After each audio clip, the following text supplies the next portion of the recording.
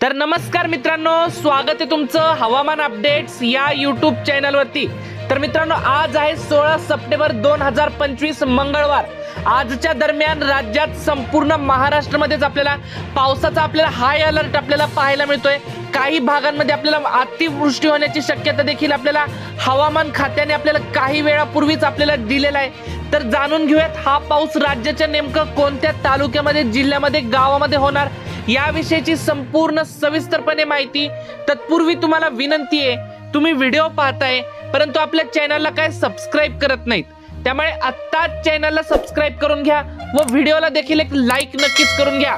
तर मित्रांनो, आपण जसं की स्क्रीनवरती बघू शकताय, आपल्याला कोकणातील मुंबई, ठाणे, पालघर, रत्नागिरी, रायगड, सिंधुदुर्ग, राजापूर, सावंतवाडी, तसेच आपल्याला कल्याण, डोंबिवली, वसई, विरार आणि तसेच आपल्याला कोकणाच्या इतरही आसपासच्या परिसरात आज मोठी अतिवृष्टी, वादळी वाऱ्यासह पाऊस पाहायला मिळतोय। तसेच पश्चिम महाराष्ट्रातील पुणे, सातारा, सांगली, कोल्हापूर, सोलापूर, अहिल्यानगर, तसेच एकंदरीत सर्वच या परिसरांमध्ये आज, उद्या आणि परवा 18 तारखेपर्यंत जोरदार वादळी वाऱ्यासह पाऊस पाहायला मिळतोय। मित्रांनो, आपण या जिल्ह्यांचा उल्लेख केलाय म्हणजे आपण यातील गावांचा तसेच तालुक्यांचा समावेश देखील यात आपण केलेला आहे। तसेच मराठवाड्याचा विचार केला तर मराठवाड्यात बहुतांश भागांमध्ये 24 तासापासून मागील बहुतांश भागांमध्ये पाऊस चालू पाहायला मिळतोय।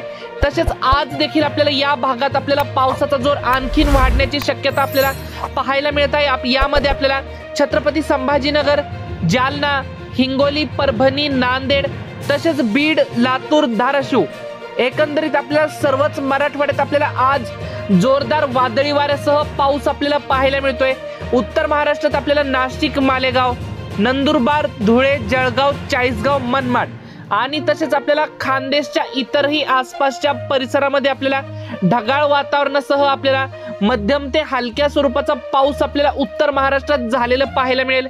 विदर्भाचा विचार केला तर विदर्भातील काही भागात मोठा पाऊस पाहायला मिळतोय। यामध्ये तर काही भागात हलक्या स्वरूपाचा पाऊस पाहायला मिळतोय। यात अकोला, अमरावती, बुलढाणा, वर्धा, वाशिमच्या भागात मोठा जोरदार पावसाचा इशारा आज हवामान खात्याने दिलाय।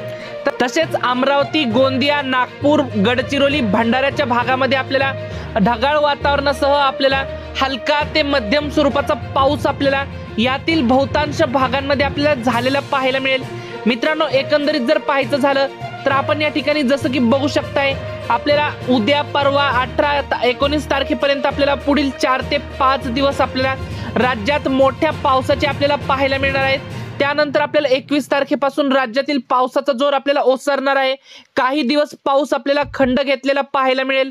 तर मित्रांनो, ही होती हवामानाबद्दल एक छोटीशी माहिती आवडल्यास आपल्या चॅनलला सबस्क्राइब नक्की करा। धन्यवाद। तर भेटूयात पुढच्या व्हिडिओमध्ये।